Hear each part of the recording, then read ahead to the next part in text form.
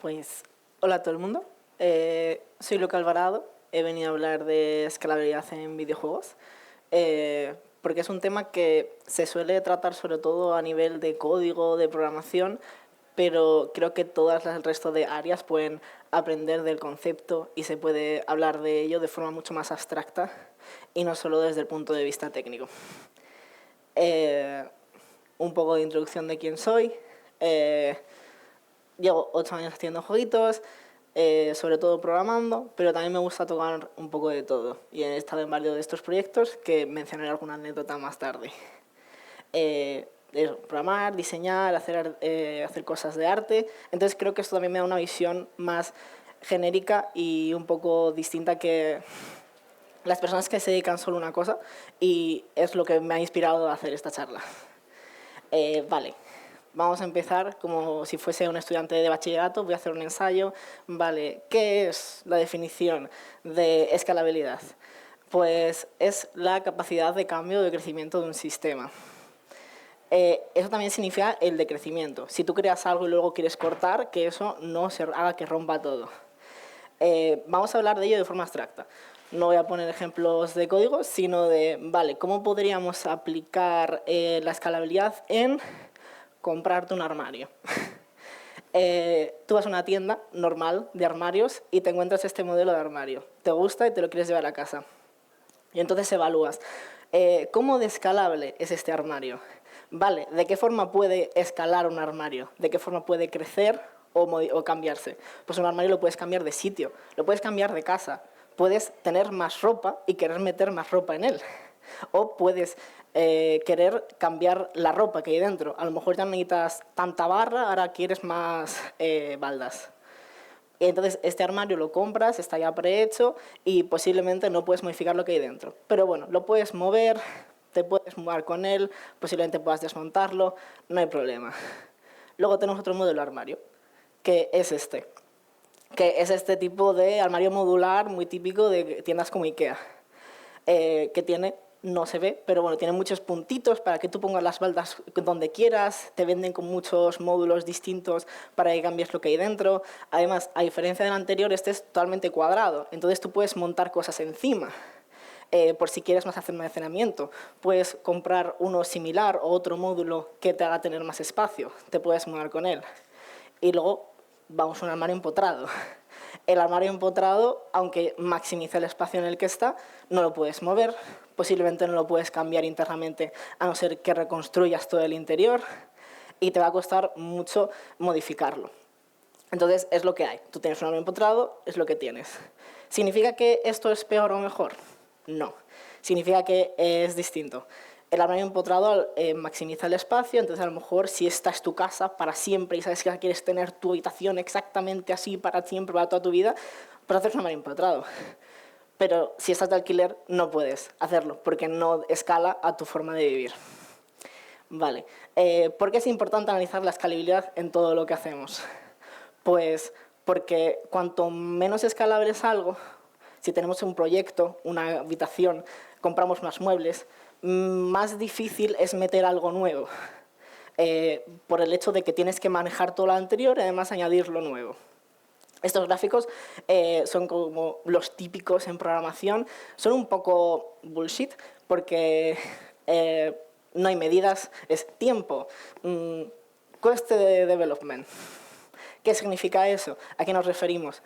Bueno, realmente no son nada científico, pero sí que nos dan una idea de cómo puede ir nuestro proyecto o no.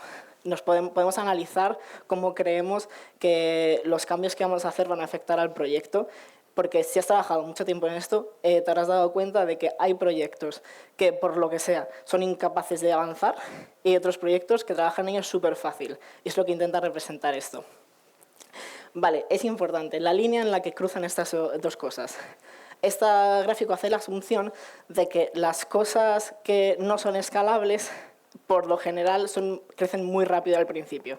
Y las cosas que no son escalables, al principio cuestan más. No siempre es cierto, pero ¿qué pasa? Que cuando haces las cosas que son peores, suele ser porque tienes un coste de un inicio mucho más rápido. Entonces, tienes esa trampa de caer en eso. ¿Qué pasa? No estoy diciendo no hagas cosas escalables. Haz cosas escalables si tu proyecto va a durar lo suficiente en el tiempo para cruzar esa línea y que el otro empiece a ser mejor. Vale, ejercicio abstracto. Estos son nuestros armarios. El armario empotrado es difícil de montar y no tiene ningún tipo de escalabilidad, a no ser que destruyas cosas. Luego estos dos armarios pues, son mucho más similares, pero uno en principio es mejor que el otro. Depende de lo que quieras. Vale, eso. De que algo sea escalable es una forma de medir. No es una forma de decir, porque voy a dar una charla sobre muchas cosas y voy a dar opiniones, y no estoy diciendo no hagas la cosa no escalable. Estoy diciendo si la haces, tienes que saber la falta de escalabilidad que tiene y, por tanto, prepararte para ello. Vale. Vamos a analizar de qué maneras pueden escalar los videojuegos. Un videojuego puede escalar en contenido. Esta es la forma de escalar que no toca los sistemas. Tienes todos los sistemas, las mismas mecánicas, pero creas más contenido. Creas más niveles, creas más diálogos. Por ejemplo, hay el ejemplo del Stardew Valley. Creas un árbol. ¿Qué es un árbol? Como ya tienes todo el sistema de árboles, cómo crecen las plantas, qué hacen los frutos, solo tienes que meter los nuevos sprites, tienes que meter los datos de que ese árbol en concreto va a tener. Pero ya está. No tiene ningún tipo de... No cambias las mecánicas por ese árbol en concreto. Otro tipo de forma que pueden cambiar los juegos, pues puede haber un crecimiento formal. Volviendo al hecho de, tienes tu armario y quieres cambiar lo que hay dentro, pero sin cambiar el armario. Pues, ¿qué pasa si tú tienes una serie de sistemas, pero tienes los mismos y quieres cambiar qué requerimientos tiene ese sistema? Por ejemplo, en un shooter, este es el Friends vs. Friends, ¿qué pasa si tú tienes tu arma, tu pistola, y hace daño, tienes tu sistema de balas y de repente quieres introducir un nuevo arma, que es un lanzallamas, y ya las balas funcionan igual, ya las cosas no funcionan igual? Pues entonces tienes que insertar en ese nuevo sistema otra forma de interactuar con él. Cosas que suelen suceder en sistemas de guardado. Los sistemas de guardado suelen crecer mucho, de muchas maneras, pero suelen tener los mismos sistemas. A lo mejor ahora quieres meter un dato nuevo, pero no vas a cambiar el sistema en el que se carga y se guarda. Luego está el crecimiento de sistemas, que es de qué forma este sistema conecta con otros sistemas. Tú quieres meter un sistema nuevo. Tienes el Balatro, tienes tu sistema de la baraja de cartas, tienes el sistema de cómo se puntúa, tienes los jokers, pero ahora quiero meter las cartas del tarot. Las cartas del tarot añaden algo nuevo, una nueva mecánica, que es que puedes interactuar con ellas. Ellas interactúan con tus cartas mientras estás en la partida, cosa que no ocurre con las demás cartas. Y quieres introducirlo. Entonces tienes que meter este nuevo sistema sin que se rompa todo lo demás. Entonces, ¿de qué manera podemos estudiar que lo que tenemos ya sea lo suficientemente escalable como para crecer sobre ello? Vale.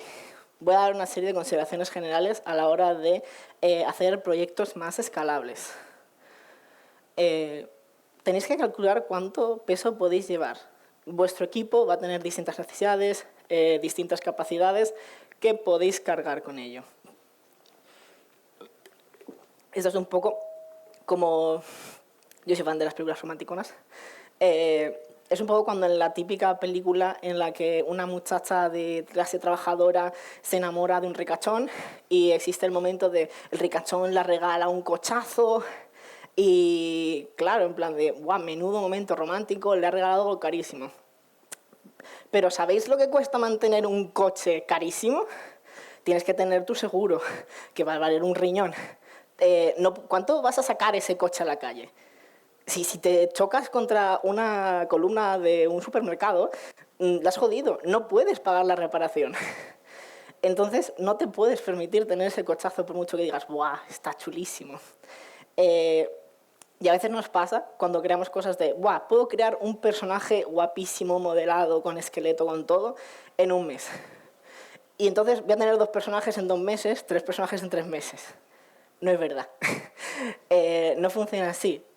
Tú puedes hacerte ese sprint y sacar una cosa súper rápida en ese momento, pero el segundo va a tardar más. ¿Por qué? Porque ya tienes un primero. Y si haces modificación en el segundo, vas a tener que modificar, aunque sea un poquito el primero. Entonces suele parecerse algo más así. lo que es la curva va un poco en decrecimiento.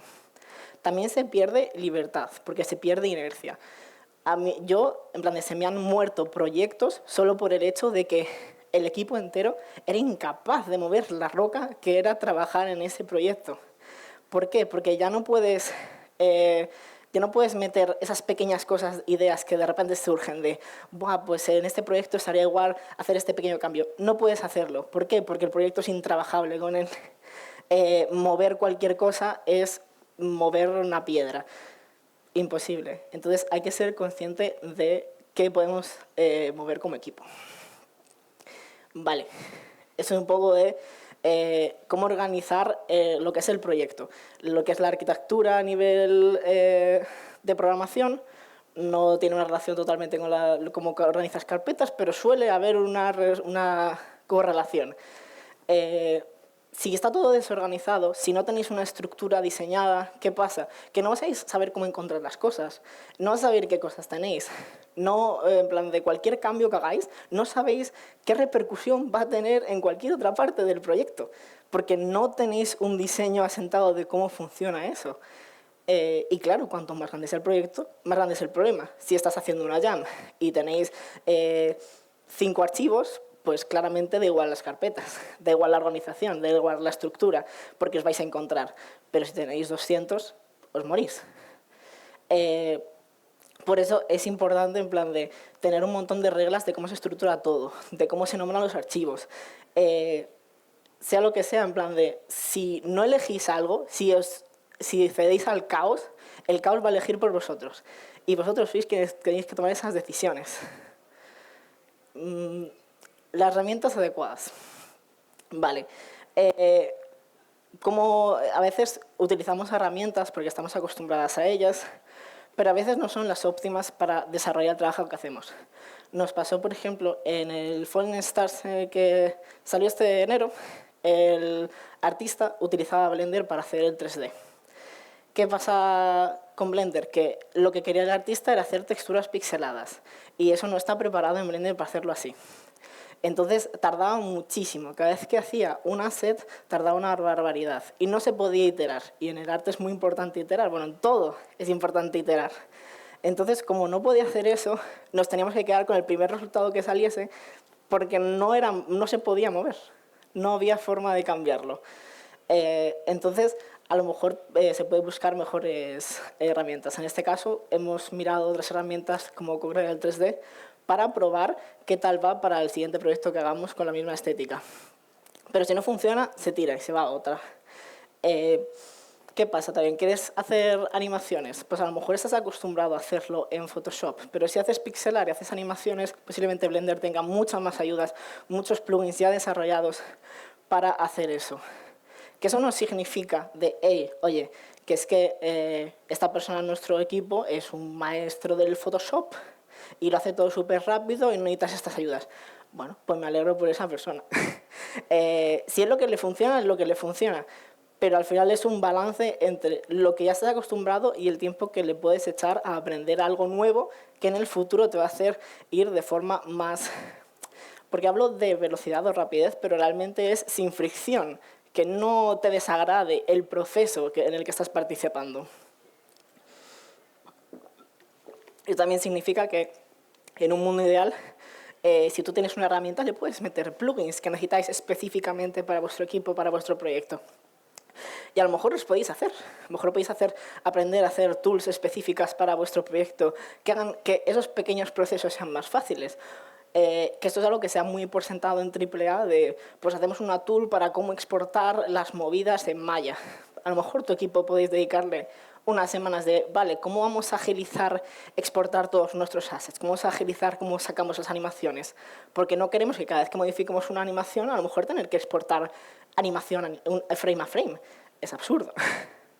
Vais a tardar muchísimo. Entonces vais a negar esos cambios, esos futuros cambios, solo por el hecho de que es muy difícil trabajar con ello. Vale. Otra manera, que no pase todo por programación. He hablado antes del crecimiento en contenido. El crecimiento en contenido, por definición, no tendría por qué pasar por programación, porque no se están modificando sistemas. Entonces, tenéis que intentar desligar lo que es toda la parte del contenido de lo que es la programación. Eso también da independencia a las personas que en nuestra programación cargan menos el equipo de programación, etc. El año pasado en el Guadalindi di una charla expresamente sobre esto, que si queréis mirarlas podéis verla porque entra más en profundidad, pero tampoco me voy a meter mucho en este momento. Vale, y vengo a hablar de arte. ¿Cómo se hace arte escalable? ¿Qué significa el arte escalable? Pues, no sé, vamos a verlo. ¿Qué cosas puede tener el arte que lo haga más o menos escalable? Una cosa importante es el estilo. Si tú haces un modelo 3D hiperrealista, claramente modificarlo y meter más en el futuro va a ser mucho más difícil que si haces low poly. Por definición, porque cuesta más hacerlo.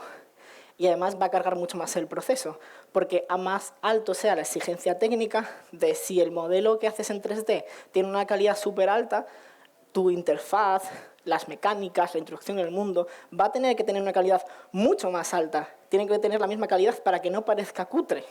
Pues si haces algo low poly y haces lo demás un poco cutre, no pasa nada, porque está al mismo nivel, nadie le va a chocar. Pero si haces algo hiperrealista y luego tienes una interfaz con un botón horrendo, a la gente va a decir, hostia, qué choque, ¿no? He puesto aquí un ejemplo del Duck Detective, que yo admiro mucho a nivel de producción a esta gente. Mirad, ¿qué han hecho? ¿Qué han hecho? En plan de, tienen un único sprite por personaje, solo un sprite. Y lo tienen tanto en el movimiento de 3D como cuando hacen close-ups. ¿Qué significa? Que si tienes que modificar algo, tienes que meter un nuevo personaje, solo tienes que hacer uno, solo tienes que modificar uno. Esa es la escalabilidad máxima. ¿Qué han hecho? Hacer el fondo 3D. ¿Por qué? Porque el 3D en escenografía te da mucha más libertad. Es mucho más fácil modificar cosas, cambiar cosas. Y lo han hecho todo en un estilo muy rebajado y muy cutre y tal, pero es precioso, porque el resultado final es muy bonito y coherente.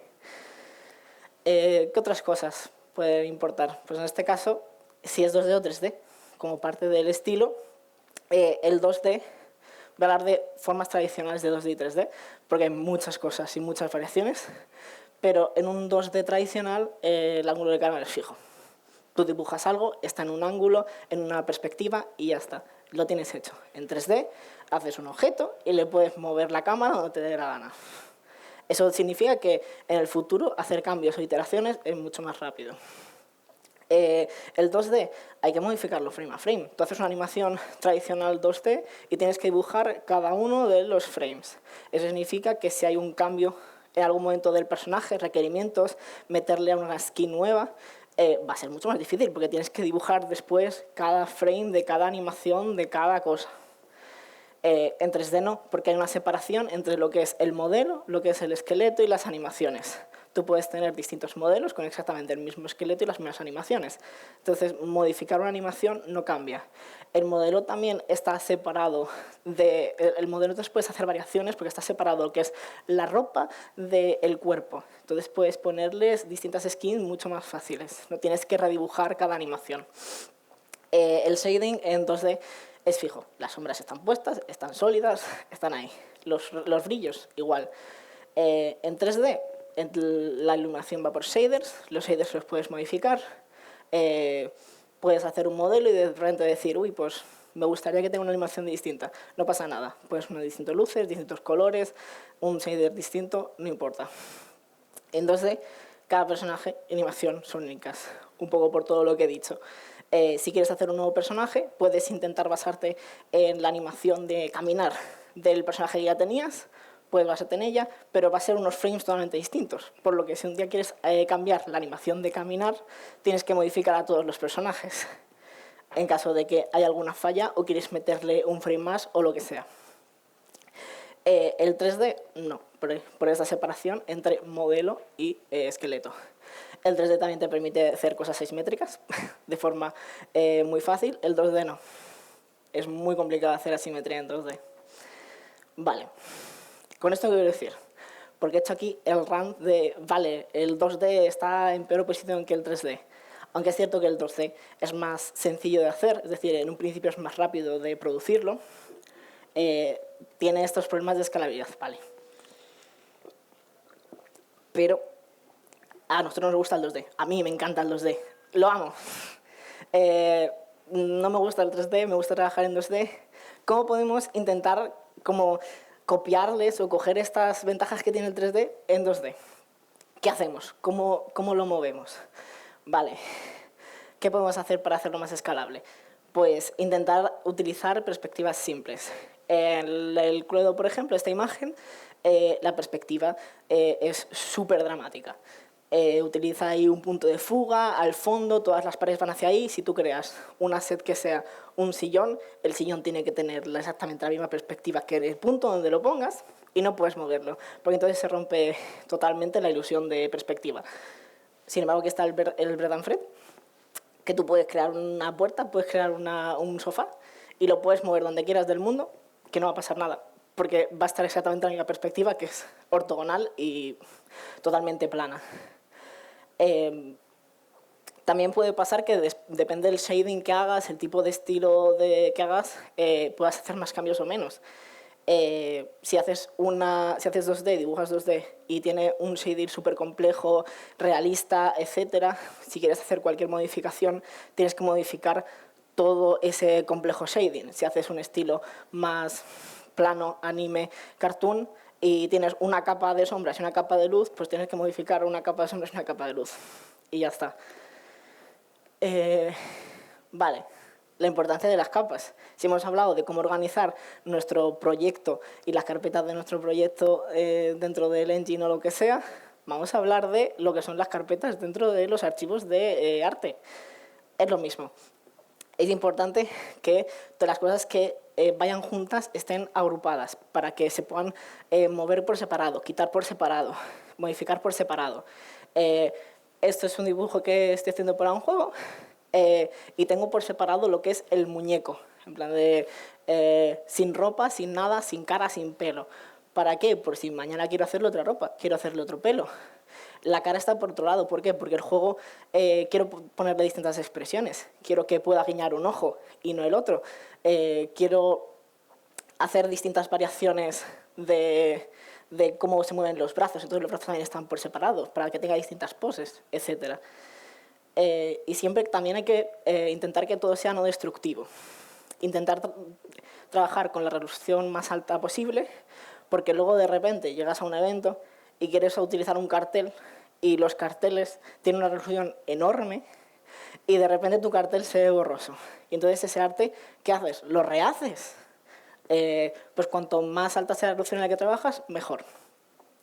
También si modificas un arte, se ha hecho un arte en alta resolución y quieres modificarlo para que sea de baja resolución, utiliza formas no destructivas de hacerlo.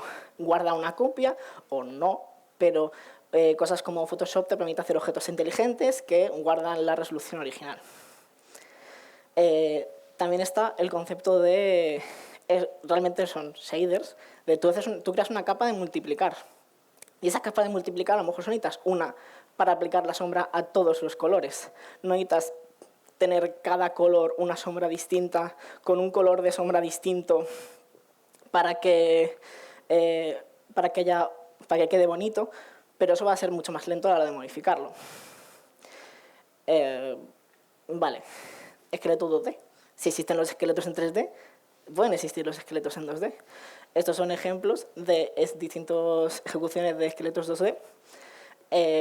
Está, por ejemplo, el Call of the Lamb, que utiliza esqueletos 2D.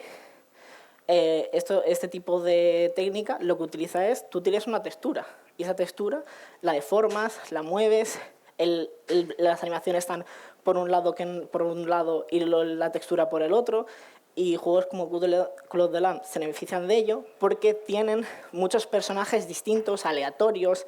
Entonces no puedes hacer un sprite sheet por personaje o modelo. Lo que quieres es tener unas animaciones básicas y luego poder cambiar las texturas para hacer estos animales aleatorios, porque es lo que el juego y el diseño te pide.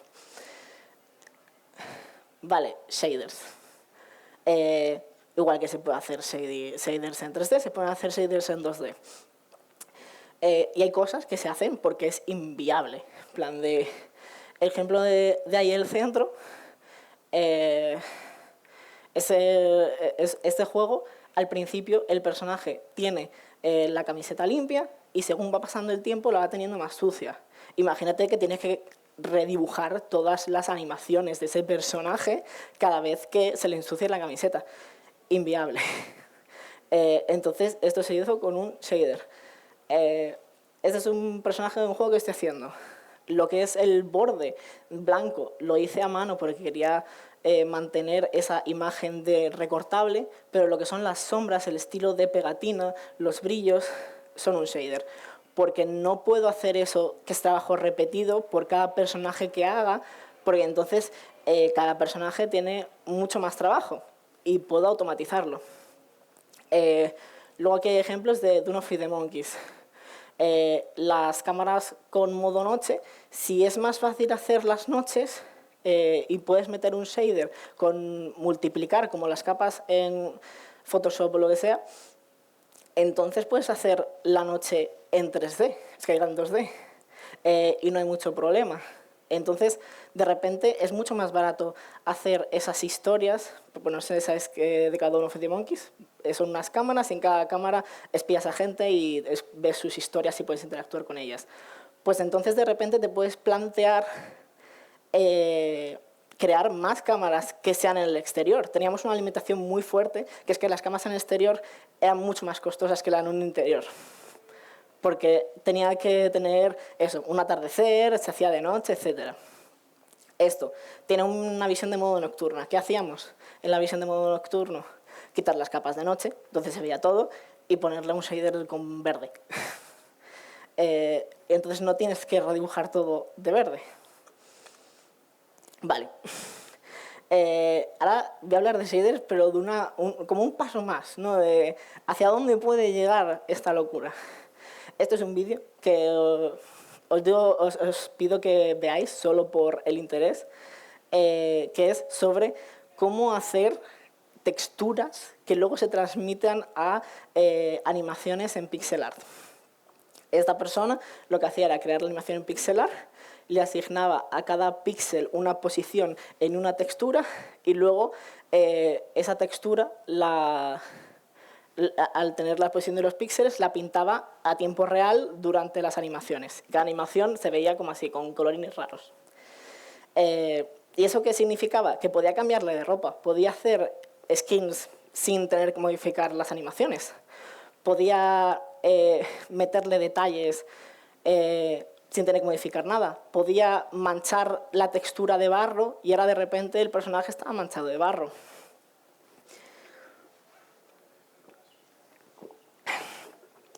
Vale, otro paso. Si los shaders realmente son renderización del arte en tiempo real, también existen los shaders, pero pre-renderizados, que es el arte por nodos. ¿Qué pasa? En plan de, esto es otro vídeo de una persona que hizo lo mismo que la otra, en inspiración, pero ya pre-renderizado. Existen varias herramientas para hacer estas cosas. Una de las cosas que puedes hacer, yo qué sé, plan de quieres hacer una animación que sea un círculo de magias y el círculo tiene unos dibujos, entonces lo tienes que deformar según la perspectiva del juego y entonces metes unos efectos. ¿Qué pasa si tienes separado lo que es el círculo de lo que es la perspectiva, de lo que es todo lo demás? Que puedes hacer más tipos de círculos mucho más fáciles. Puedes crear un círculo distinto por cada tipo de magia sin tener que rehacer las animaciones por cada círculo. Vale. Y aquí llega el... A lo mejor a veces se puede hacer 2D haciendo 3D. No tenemos por qué perder la unicidad que tiene el 2D cuando se hace el 3D. Estamos muy acostumbrados a esta idea de que el 3D tiene que ser realista, basarse en proporciones reales. Una habitación es una habitación. Sin embargo, hay gente que hace cosas súper chulas, que es en plan de, literalmente pinta sobre el 3D y hace que parezca 2D. Entonces puede tener esa flexibilidad, pero sin sacrificar su visión artística. O el juego este que es Crashing Time, que hay una demo. Todo esto es 3D y tiene esa estética muy Day of the Tentacle, muy aventura gráfica tradicional, hiperdeformada, pero en 3D. Entonces se pueden permitir hacer cinemáticas y de repente cambia la perspectiva y vas a los muñecos de otras maneras. Se permiten hacer que en plan de esa interacción de que puedes lanzarle la gorra al pie, eso en 2D sería un coste súper alto. En 3D, coges la gorra, dices que gire y que se mueva y se desplace. No tienes que plantearte de cómo se mueve una gorra, no tienes que hacer todos los frames. Y te permite una flexibilidad que no tiene ese 2D. Vale, y esto ya es un poco para acabar, para cerrarlo, el arte. ¿Qué sería un arte pero nada escalable? Pues esta obra que existe, que está haciéndose con todo el arte bordado. Cada frame está bordado. Si quieres modificar algo en ese proyecto, tienes que tirar el frame y rebordarlo. Claramente utilizar alguna técnica para hacer cosas en digital, porque si no sería inviable, pero esto no es escalable. Con eso no digo que sea malo, porque claramente esta persona está teniendo una visión artística mucho más única y le va a diferenciar del resto. Pero tienes que saber lo que estás trabajando y a lo mejor hacer una preproducción mucho más fuerte para que el arte final sea sí que sí el definitivo. En plan de, a lo mejor tienes que hacer primero todas las animaciones en digital y cuando ya esté todo sí que sí aceptado, ya abordarlas, por ejemplo. Y luego está todo este tipo de arte que he hablado, en plan de arte 2D tradicional, que a nivel de animaciones se parece mucho al voxel con animaciones tradicionales, porque se tiene que arrimar píxel a píxel. La locura de esta persona, que eso, es importante analizar esta curva de lo que ha hecho esta persona está muy bien, es muy escalable, pero ¿te merece la pena en tu proyecto? ¿Realmente ese trabajo que les vas a dedicar a meter todo ese sistema merece la pena y vas a ganar tiempo al final? Etcétera. Vale. Y aquí hay un disclaimer de estoy diciendo que unas cosas son más escalables que otras, menos escalables que otras, pero eso también depende de las personas. Si en tu equipo no tenéis un artista 3D, pues no va a ser más que escalable hacer 3D, porque no tiene ni idea de lo que está haciendo y va a tardar 15.000 años en hacer cualquier cosa. Entonces, ser muy consciente de lo que tenéis en vuestro equipo. Si tenéis a alguien que es muy bueno en algo, posiblemente sea más escalable hacer ese algo, porque es lo que se le da bien y va a ir mucho más rápido y todas las modificaciones van a ser mucho más suaves. Así que tomar esto con pinzas. Y cada equipo va a tener una gráfica totalmente distinta. Lo de arriba era mi opinión personal.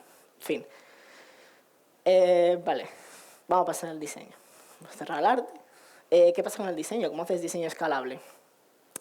Vale, yo tengo una creencia férrea de que un videojuego y su programación y todo lo demás solo puede ser tan escalable como escalable sea su diseño. Si tu diseño no es escalable, no vas a poder programar nada escalable. ¿Por qué? Porque diseñar es solucionar problemas. Un reto de diseño es un problema y una mecánica es una solución. Si necesitas una solución por problema, vas a necesitar muchos sistemas distintos que van a interactuar de distintas formas entre ellos, que no saber muy bien por qué, y va a haber que diseñarlo, y va a haber que programarlo. Y si se crean dependencias dentro del propio diseño, se van a crear dependencias dentro de la propia programación. Así que cuanto más sencillas sean las soluciones que tenéis de diseño, mucho mejor. Porque, uno, van a ser más fáciles de explicárselas a los jugadores, más fáciles de entender. Dos, vas a tener una herramienta que te vale para muchas cosas. Va a ser más fácil de implementar, va a ser más fácil de iterar sobre ella. Y si esa herramienta te vale para varias cosas, significa que no tienes que implementar un nuevo sistema cada vez que metas algo un poco distinto.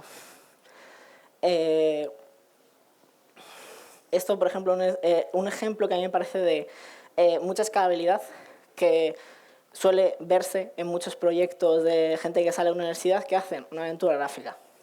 ¿Por qué? Porque tiene una serie de sistemas súper fijos que no se mueven de ahí, no los mueve nadie, pero que te permite hacer muchas cosas dentro de sus parámetros. Tú en una aventura gráfica pues tienes tu inventario, tienes tu interacción, tienes tus diálogos. Yo me pongo a jugar una aventura gráfica y de repente me encuentro una tienda. ¿Qué puedes hacer? Crear una interfaz de tienda.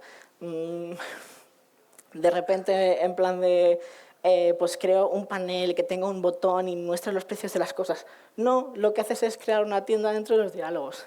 creas unos diálogos que tengan lógica de tienda. ¿Y el dinero es una cosa extra? ¿Qué es un dinero extra? No, el dinero es un objeto.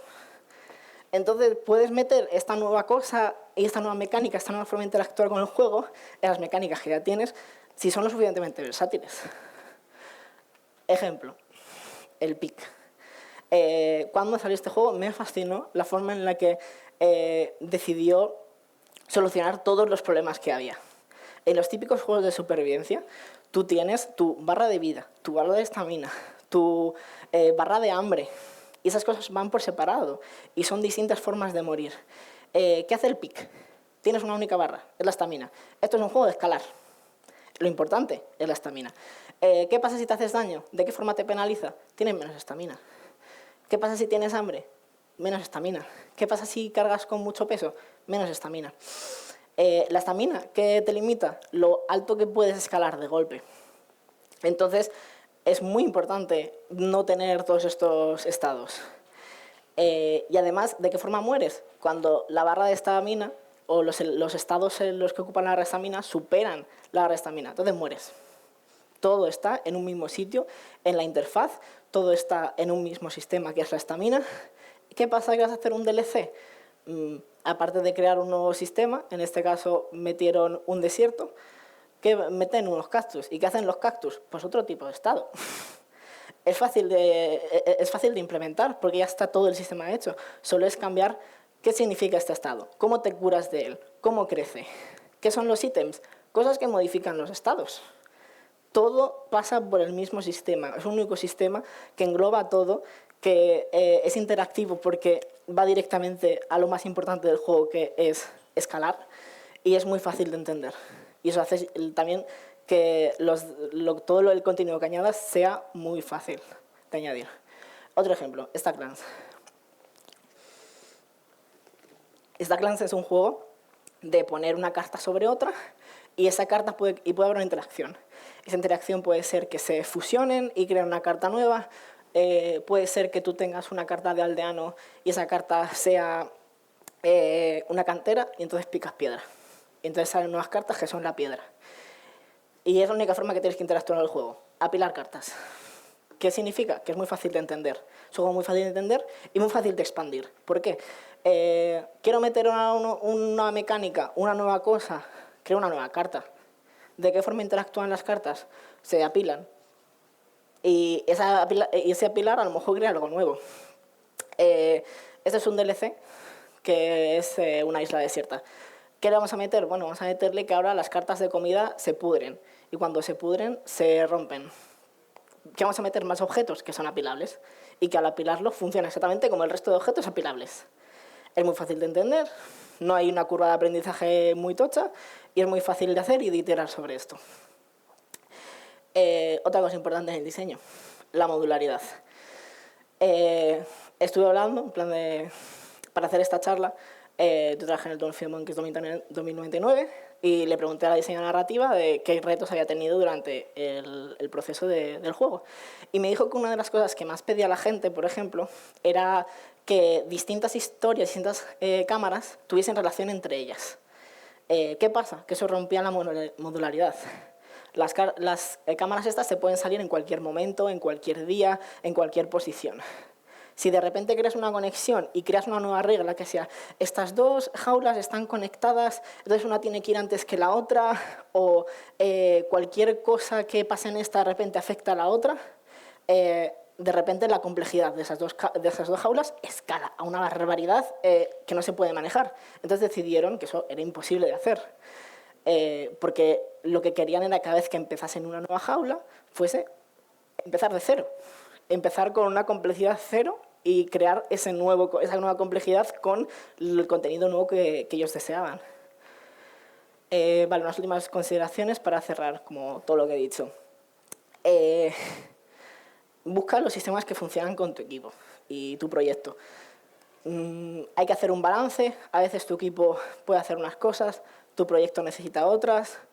Tenéis que mirar si eso significa que sois incompatibles con el proyecto o que tenéis que buscar a alguien más que os dé la cosa que os falta.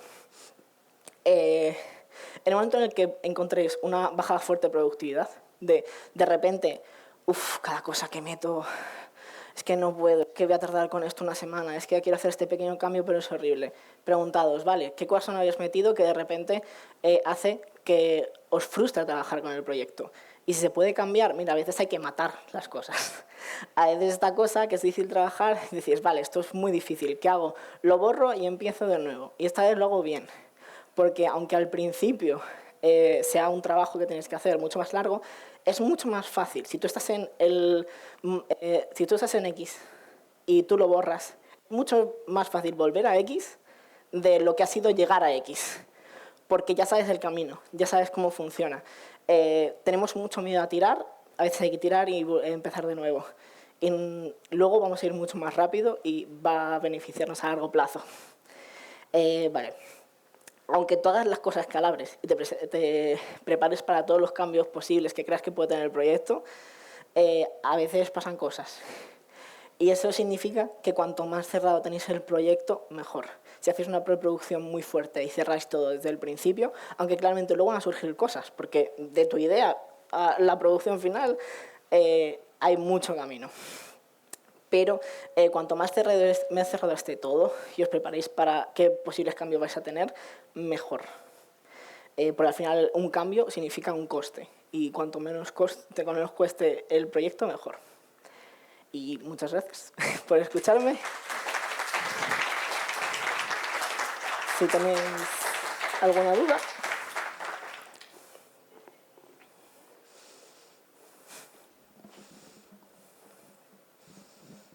¿Alguna duda?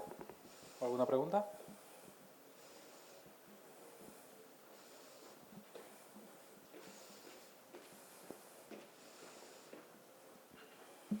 Muchas gracias. Quería preguntar si hay algún ejemplo concreto en el que el exceso de escalabilidad pueda ser contraproducente en algunos proyectos.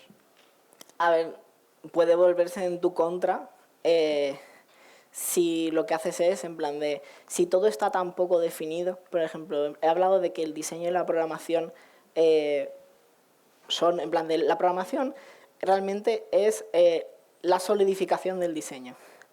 Tú no puedes programar para un diseño abstracto, no puedes decir, no, voy a dejar espacio para todo. ¿Qué pasa? Que de repente es muy difícil meter cosas nuevas porque no tiene sentido, no tiene un sentido mental.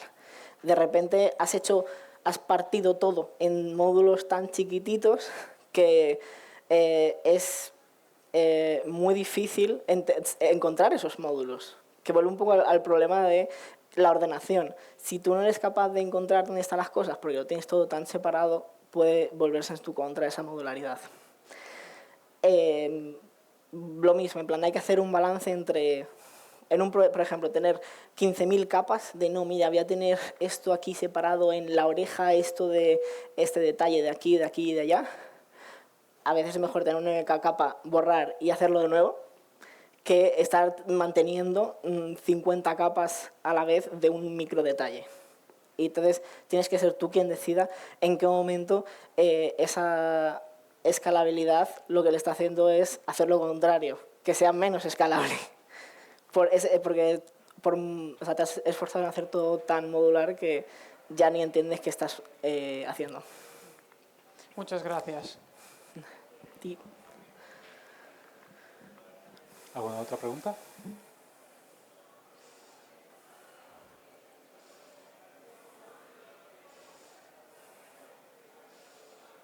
Bueno, pues muchas gracias, Luke. Pues gracias por venir.